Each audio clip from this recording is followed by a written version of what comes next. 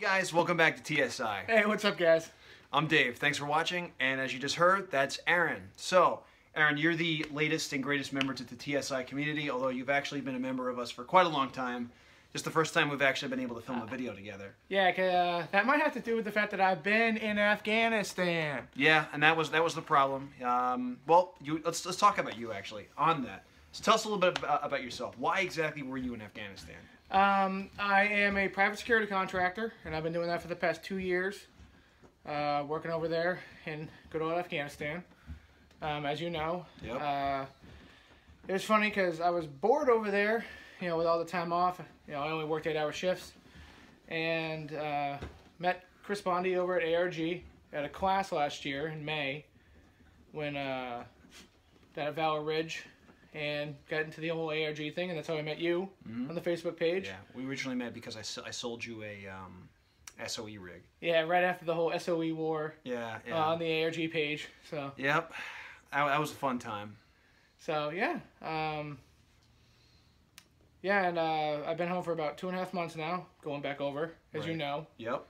I got 2 gigs right now, either Kuwait or Afghanistan. I haven't chosen yet, so. One of them, yeah, you know, either one, I guess. You gotta keep the money Kuwait's coming a little bit less, you know, a little bit less Taliban-y than Afghanistan. Oh yeah, just a little bit, yeah. Just a little bit.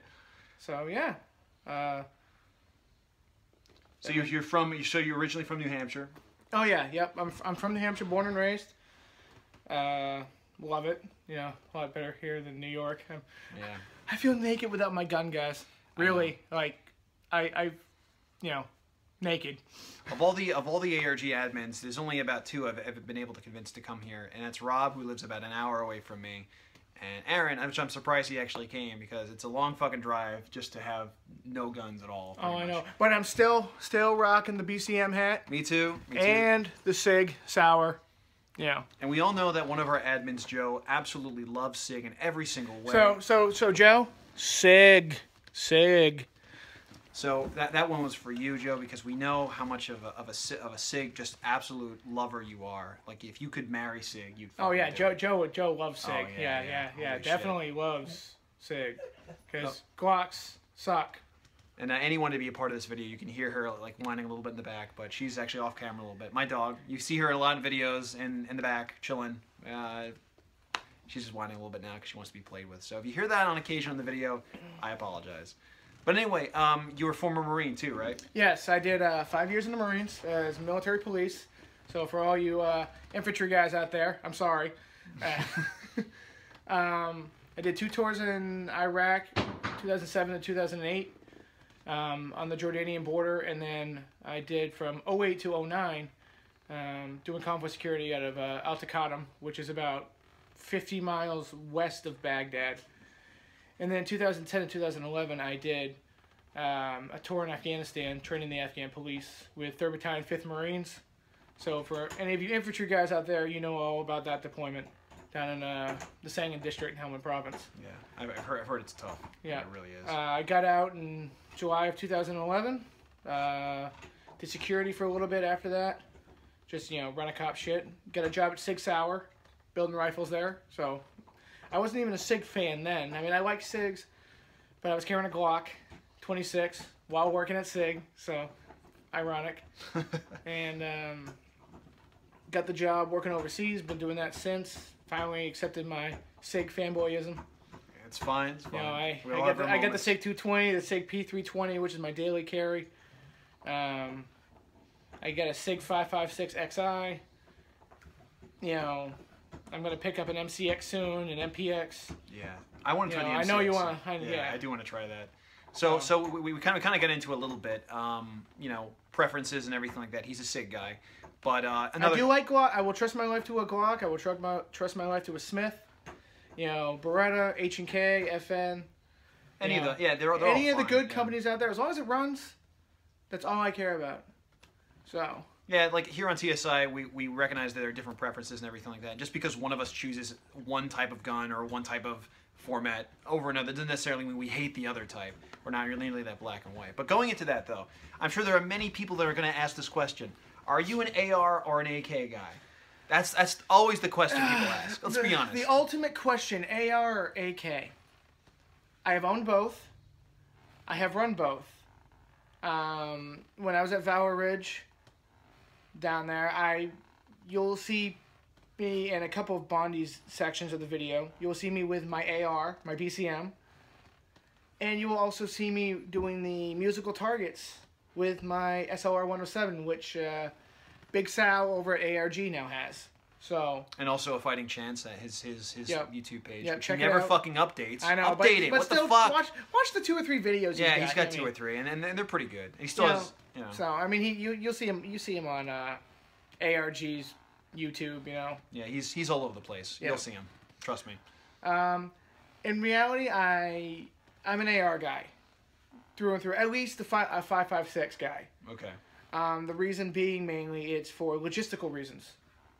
Law enforcement uses it, the military, so you guys will find out throughout, me putting up more videos that I am a prepper. I'm just starting to get into it. I have a lot to go. I have a lot more to go. I got the medical and the gun side taken care of, but it's more for the logistical reasons. Yeah, and I'm the same way a little bit. And part of the reason why I like the AR so much is again, modularity. I've discussed this in other videos and just a variety of other things. But one of the things I really like is just the availability of parts and the economy of supply. Mags and ammo are everywhere. Yeah, Like I they're said, everywhere. the military uses it, so the law enforcement uses it. A lot of civilians use it. So I mean, just ammo's everywhere. I mean, Come here. 7.62x39 is out there. AKs and everything. You can find magazines like it's cool, but it's not as prevalent as 5.56.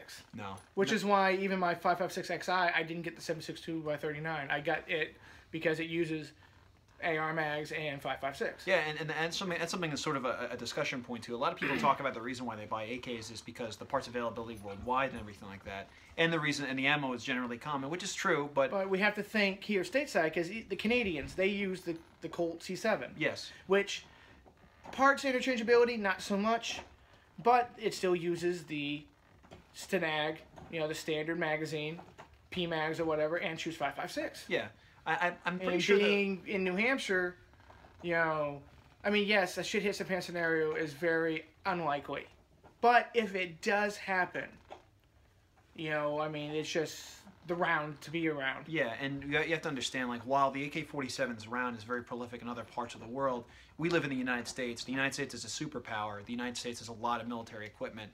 And like Aaron said, it's all over the place. And to be honest, there aren't enough AKs in this country. While there are a lot, there aren't enough to really make it a really big significant difference when compared to something like an AR-15, which are everywhere. And even I think the Canadian AR-15s, I think they're virtually identical, aside from the fact that they use a collapsing stock and an M16 upper. Yeah, it's that classic A5, as people like to call it. Yeah, It's got that 20-inch barrel with the M4 collapsing stock. Yeah.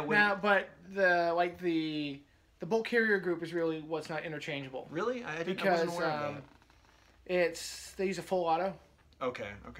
I should say like the sear and everything isn't compatible. Right. Because instead of the 3-round burst like we have on the M16 and the original M4, not the A1s. The A1's a full auto that the Army's using. Oh, so you're saying that basically their military variant of the M16 is a little different. bit different Yeah, from our yeah, variant. yeah. So like in terms of triggers. I can't remember exactly what's compatible, but some of it is and some of it is. Yeah. So it's not perfect compatibility, Yeah, but even exactly. still, But even they still, use they the use same magazine, uses the same ammo. yeah, and they use an AR variant. Yeah, exactly. You know. So. And I think even Mexico, they use a 5.56 gun as their main. Mexico's all screwed up. They use the G3, I thought, right? They use the G3 and they use Galil. They got the Galils. Yeah. They've got this G36 knockoff that they're supposedly trying to standardize a whole military with. You see knows. AKs. You see, so for you guys down in the border areas, Arizona, New Mexico, Texas, you guys in California, I'm sorry. And I'm from New York. And Yeah, even I was stationed "Ugh." out in California, so I know what you guys are going through. Coming from a free state where you can own anything I hate when you say that. to It makes me California. fucking jealous. I know, right?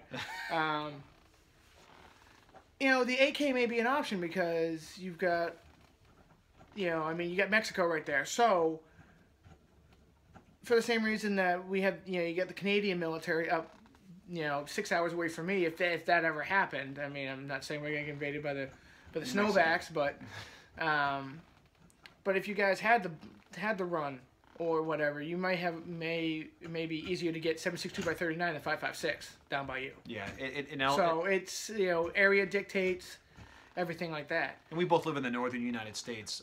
We live up north. I live in New York. He lives in New Hampshire. So it's just one of those things where we've got pretty much the AR-15, which is the standard arm of the U.S. military, and then up further is the AR-15, which is the standard arm of the Canadian military. So we're surrounded by AR-15s. Yeah. You're not going to see many military forces or any real force using AKs. You're just not going to see it. No, and I'm going off on a different tangent, more on the if shit hits the fan scenario. Yeah, absolutely. But it's a remote possibility, but it's still a possibility. It's still something you got to keep in the back of your mind. Right. I mean, and if you're with a group out, if you guys got a group out there that, I know we're going off a little off topic, but just it's fine. They're finding out about me. Yeah, so yeah, absolutely. If you got a group out there, where it's like 6, 7, 8 of you, or even 20 of you and your families, standardize. Yeah, and I would definitely agree. Standardize, even if it's 2 calibers, even if it's like, okay, cool, 7.62 by 39 and 5.56. And with TSI though, we had a bit of a divide early on. Evan, as you know, is our consummate AK guy, and he's a 5.45 fan, he's which a 5.45. so am I. If I'm going to choose an AK, it's going to be the 5.45. Absolutely, I absolutely agree with that. But as you know, you're getting the best of both worlds. Yeah, pretty much. And as you know, I standardized to the AK-223, which hasn't come into fruition yet. I'm going to do a video. But that's more because you own 5.56 ARs. Yeah, because I own a boatload of 5.56. Logistically speaking, it's easy. It's better for you. Yeah, and part of the reason I'm going to go over in the video, and I guess I'll go over a little bit now, is just because 5.45 is great. I love it. It's cool. It's awesome. But that would require me to buy a 3rd caliber, and because I have so much 5.56 and that there's an AK available in 5.56, why not just get that? Rather than just get yourself invested into yet another combat caliber, and just spend the money and everything like that. Just buy all 5.56 because I've got a lot of it. I won't say how much, but I've got a lot. Yeah, it's the same reason. I'm trying to standardize myself. Like me and my family and some of my friends, we're pretty much standardized to either 5.56, 7.62 by 39, 9mm, and 45. Yeah. Those really the 2 calibers. I mean, everybody's pretty much 9mm. I mean, we have the oddball. I got an uncle. He's got a 5.7, an FN 5.7 pistol. Loves that thing. It's a good gun. Yeah. Just really out there. But it's either an AK or an AR. I mean, it's choose one. And as long as there's 2 people in the group that have the same gun, I'm not saying 2 people with like a M1 carbine, because you just can't find shit out there for them. Yeah. As long as you get a common rifle with a common caliber, you should have at least 2. That way, yes, I know it's remote, but that way, if you and I both had M1As, we could at least have the same parts and magazines and ammo. And the AR-15 is great for that too, in terms of sharing and everything like that, because parts are mostly interchangeable. You won't really find many parts in AR-15s that aren't interchangeable. And one thing that people don't consider with AKs is that the parts aren't that interchangeable. You have AKs that are very, very well made, and that's undisputable. Yeah, but Arsenal guns. The tolerances are so much different in AKs and they're different. So if you take a bolt carrier from one, you try to stick it in another one, or trigger group. See, that's the thing with it may not work. The Tapco G2. Wasn't it Jim Fuller who was saying that about the Tapco G2? I think over at Rifle Dynamics. I think Jim Fuller said at their fine. I think that one of our guys, Evan on TSI, theorized that because the tolerances are so different. Yeah. On the Tapco G2, that's what causes a lot of the problems. Yeah, because I remember Jim Fuller saying that G2 is just fine. I think that's actually what they use, isn't it? Yeah, for the most part. But they've used it. They're switching to the ALG now. I think. Yeah. But they used to use the G2, which that's really the only thing that Tapco makes decent. Yeah. There's 2 things about the G2 that I've learned.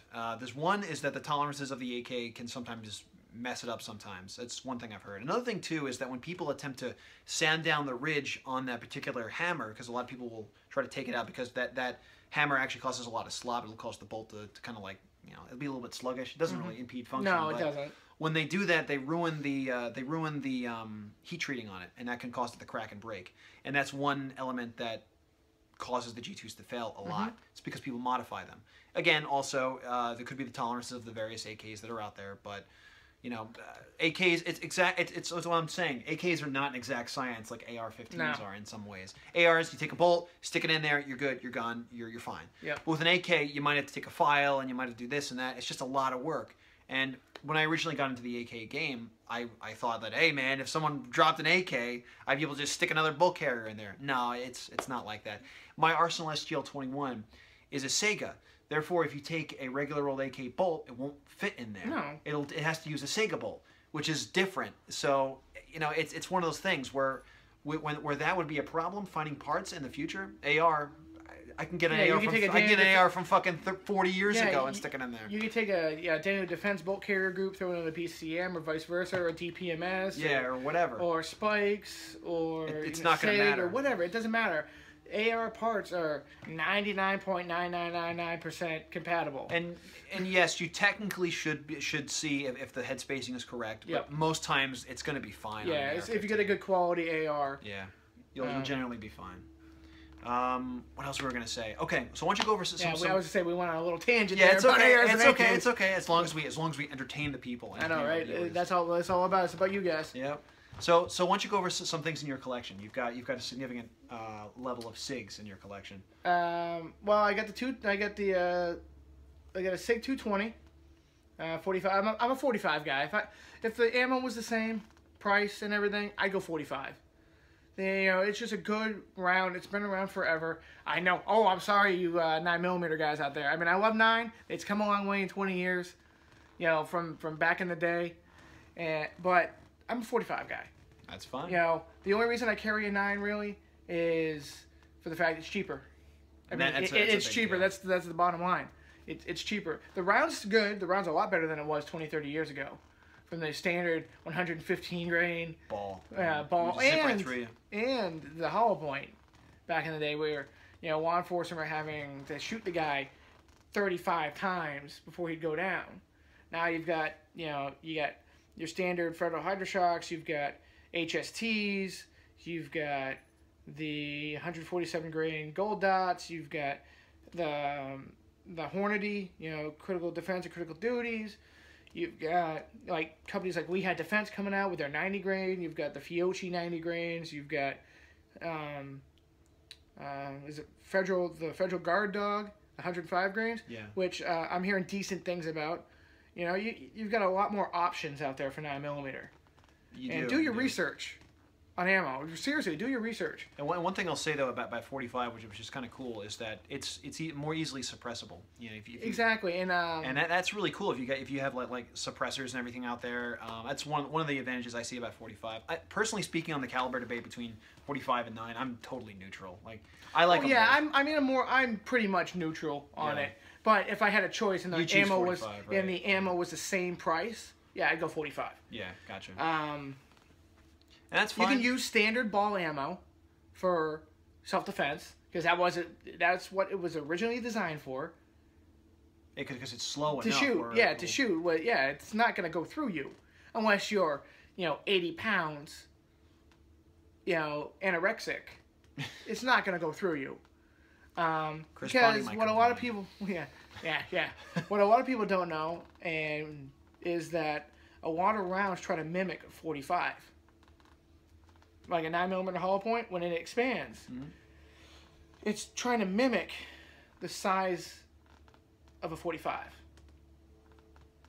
Yeah. And a lot of 9mm guys go like, well, my hollow point round, when it expands, it'll be a 45. And then 45 guys will go, well, I don't have to rely on that. Yeah, exactly. You can use... you don't have to worry about that. The problem, what I've researched is with 45, once you start getting to the hollow point realm, you're taking away mass from the 45. You're taking away the whole purpose of the 45. And that's definitely an advantage of the 45, that you don't need it. You don't need any special tricks and everything. Yeah, that's why 45 has a much harder time going through glass, even versus 9mm. I mean, 9mm's got the advantage of speed, but you get a hard ball, 45. It's gotta go through gut like that. Yeah. So. That's cool. I like on TSI, we don't really have a lot of 45 guys here. Most of us are 9 guys, or most of us run 9 just for the simple fact that they are cheaper. But it's cool. I mean, nowadays you hear people mostly going over the 9. It's actually nice to hear someone who's arguing 45. I did not expect you to argue for 45. that was a pleasant surprise. Nobody argues for 45. Because everybody's a 9. I mean, I carry a 9 for my daily carry. I have no problem with the 9mm. Yeah. Nothing. Zero. It's for the pure fact that if I had a choice between 9 and 45 at the same price, I would go with 45. Absolutely, yeah. That's I might too. I mean, shit. I'm gonna throw another curveball at you. If all ammo was the same price, I'd go with 7.62. 7.62. NATO. NATO. Okay, not 39. Yeah, I mean, I think most people would. If I had the chance, I'd be running 30-06 and 7.62 all the time, if I had the option. But I do like 5.56 for various reasons. But oh yeah, it's a light round. It's gonna kill you. I mean, tens of thousands of dead guys will tell you, from Vietnam to Afghanistan. You know, there's a reason why it is the second most popular rifle round used in the world. Yeah. The Israelis, the Saudis, all our NATO allies, non-NATO, the Switzerland, Sweden. Yeah, and it's funny about Switzerland is that they're not even part of NATO, and exactly. they decided to adopt 5.56. Exactly. Australia, New Zealand, some of the Southeast Asian countries, Japan, South Korea. Yeah, they all like 5.56. Yeah, they all chose 5.56. Part of it's logistical reasons as far as allies are concerned, but some of these countries choose it, like down in South America. A lot of countries use 5.56, whether they use the Galil or an M16 or Steyr. You know. Back to what I own. I mentioned earlier that I carry a P320. Nice. SIG. And I know a lot of you guys are interested in it out there. There will be a review coming out on it. I've been carrying it for about a year now. Granted, 9 months of that has been overseas, so I've only had really 4 or 5 months of carrying it. Yeah, so it's hard to give a full review now. But yeah, it's hard to give a full review now, but great gun. I've put about 2,000 rounds through it. I've taken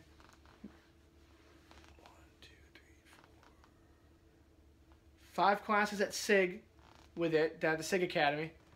And I use it down in Valor Ridge for the rifle class, you know, transition drills and everything. Yeah. And I love it. I absolutely love it.